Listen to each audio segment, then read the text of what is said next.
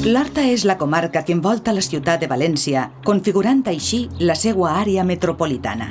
El seu nom prové del conreu intensiu d'una plana litoral amb importants recursos hídrics. Compta amb 12 segles d'història, és a dir, antropització del territori.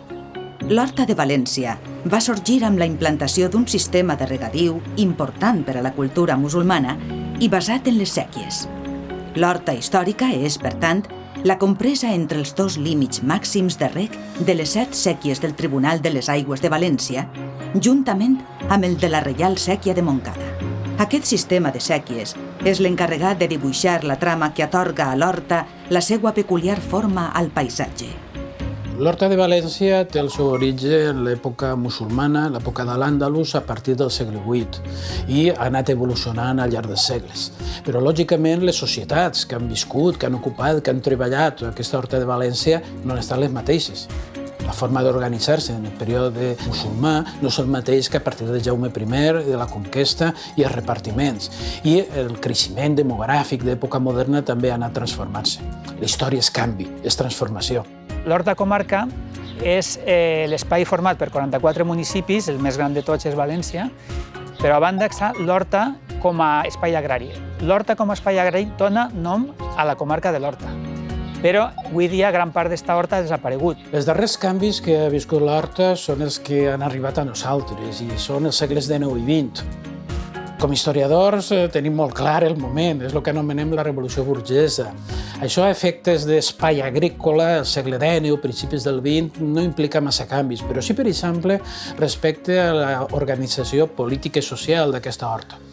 Clarament, el major canvi és el de la generalització de la xicoteta propietat. I, evidentment, en el segle XX hem de parlar de l'altre gran canvi visual i material, que és el creixement de la ciutat, nous barris, zones industrials i l'impacte brutal en l'organització de l'horta de les grans infraestructures.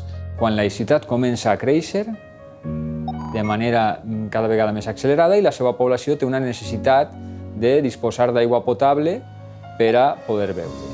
I ahir comença a competir en l'horta per la disponibilitat d'aigua en el riu. El canvi ve quan deixen de ser únicament pobles agrícoles, que treballen i viuen de l'horta en la majoria de la seva població.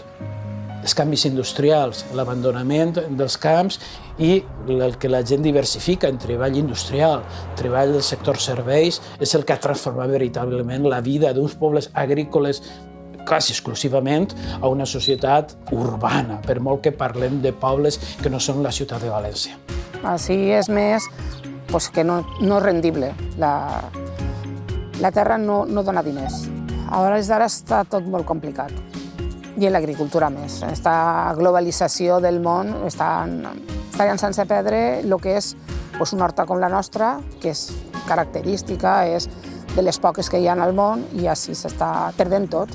El tema de que vinguen d'Europa o d'altres parts del món, no sé, creguilles. Ara el tema de la taronja, per exemple, ja veus com està, fatal.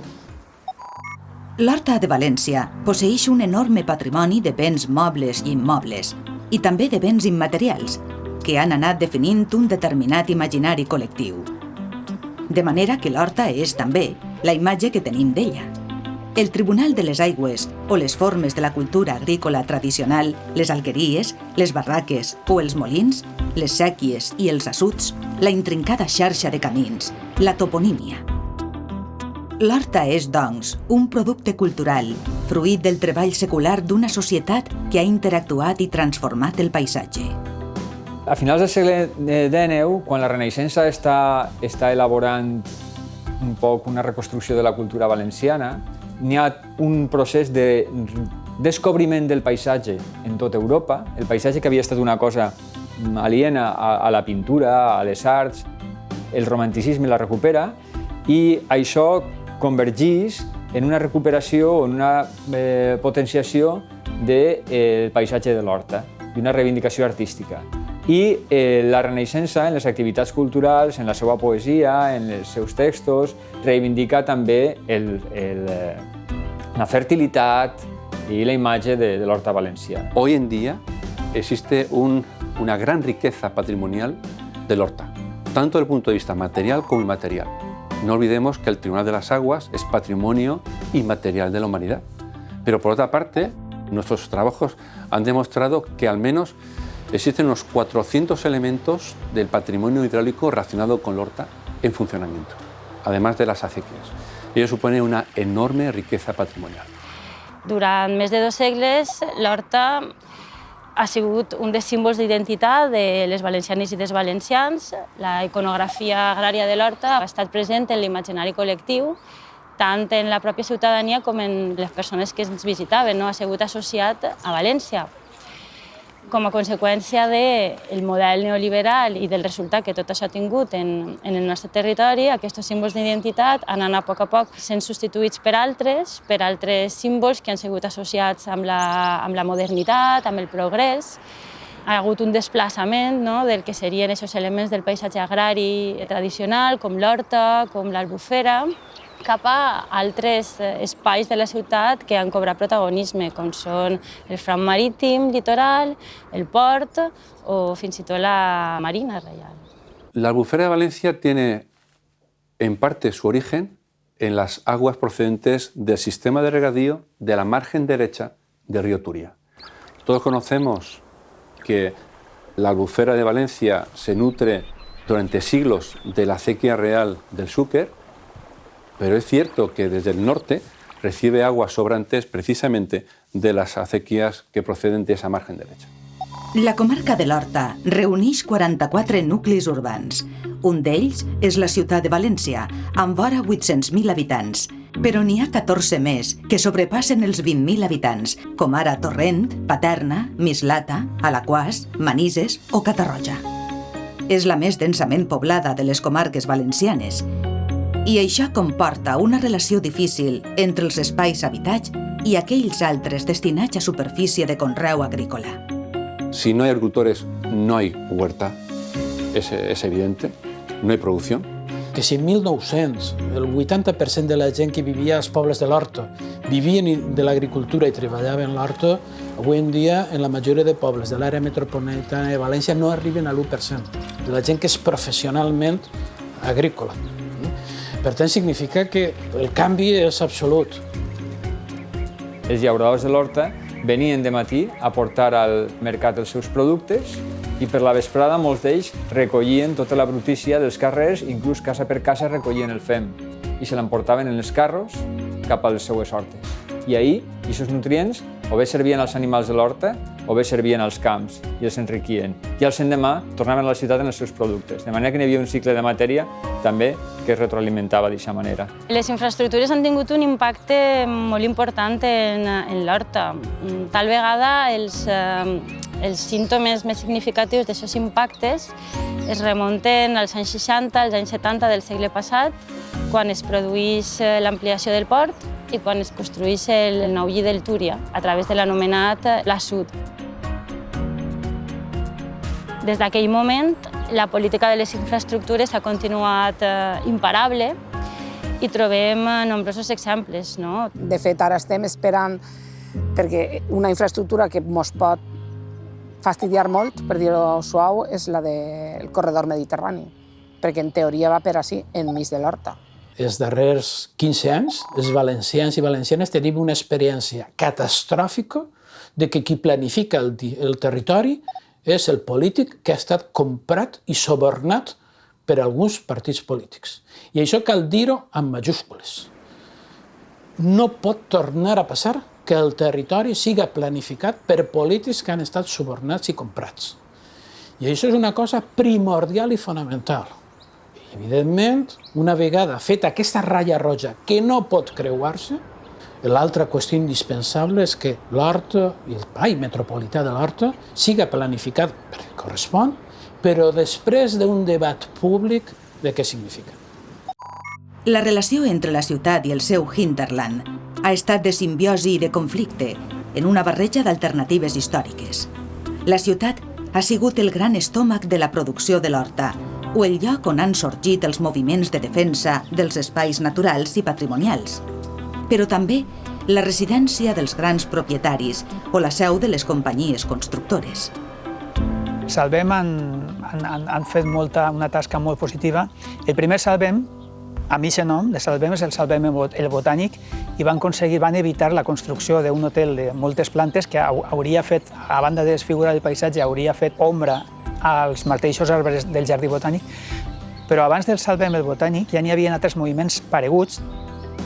Aquests moviments aconsegueixen posar la reivindicació de l'horta i la defensa de l'horta al debat públic, a l'agenda pública, aconsegueixen que els mitjans de comunicació se'n feren ressò i contribueixen a generalitzar una major consciència a nivell social sobre la importància de defensar el territori. Les dones han tingut molt poc que veure en aquest paper de guardianes de l'aigua, no? El Tribunal de les Aigües mateixa és un tribunal composat per homes, les comunitats de regants són eminentment masculines.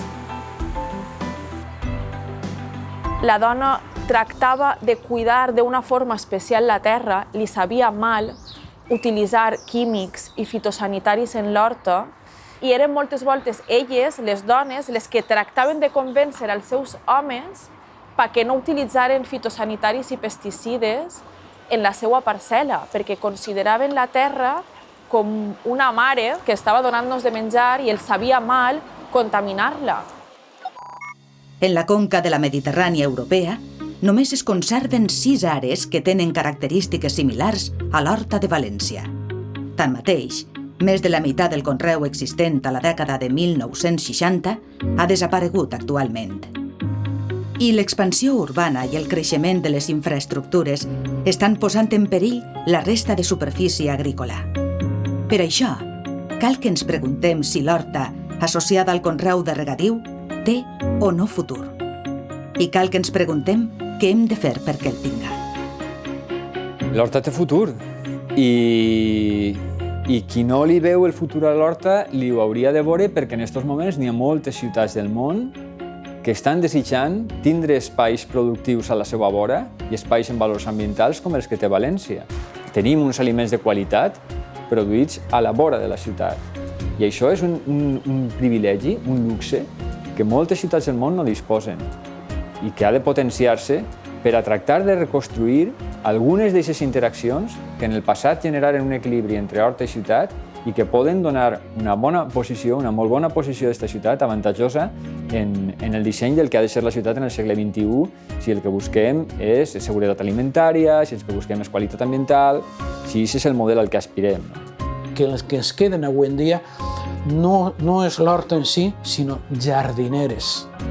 Per què aquesta frase tan agressiva? Perquè si vegem les imatges, els plànols de 1900, la fotografia aèria de l'horta de València de 1956, el vol americà, el que vegem és un puzzle de parcel·les, de camins de séquies, dins del qual hi ha nuclis construïts, són els pobles. Però qui dona i té continuïtat és l'espai de l'horta. Si nosaltres ara vegem la fotografia aèria, ara en 2019, de l'horta de València, la vegem en Google Earth, el que vegem és nuclis urbans units, carreteres que tallen tots, dins dels quals queden espais d'horta. Això són el que anomenem jardineres de forma agressiva. Per això, la idea de que l'horta com a tal espai històric ja no existís.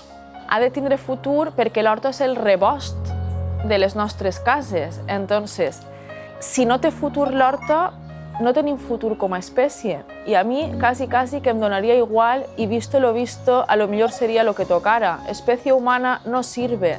És insostenible que puguem pensar en un model alimentari que devora petroli, com el que estem ara vivint, perquè ara estem portant els signos de Xile, les taronges de Sud-àfrica, les creïlles de França, i aquest model és absolutament petrodependent.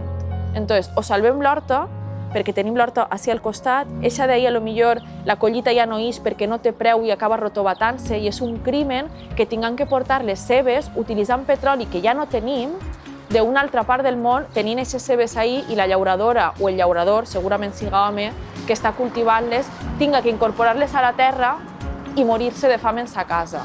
No té lògica.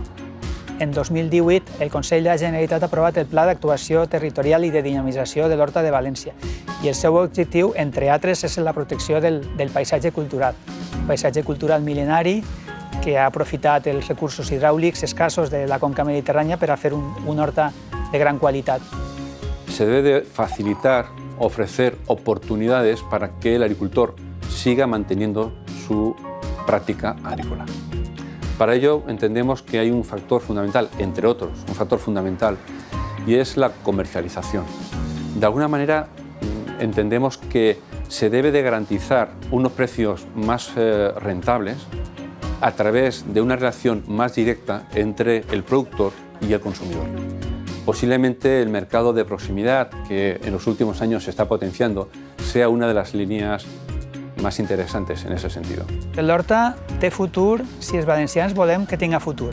En primer lloc, valoritzant o donant valor a les persones llauradores, que són els grans artífecs que existisca. En segon lloc, si mos la creem, si pensem que és un tret identitari, un tret patrimonial que hem de protegir i hem de cuidar. Si nosaltres, els ciutadans, que no som llauradors, mos la creem, sí que sobreviurà. Entendemos que es fundamental la formación, divulgar los valores patrimoniales del horta entre la población. Una población formada, una población que sea consciente del valor patrimonial que tiene la huerta, tal vez sea el mejor activo para la protección de la misma.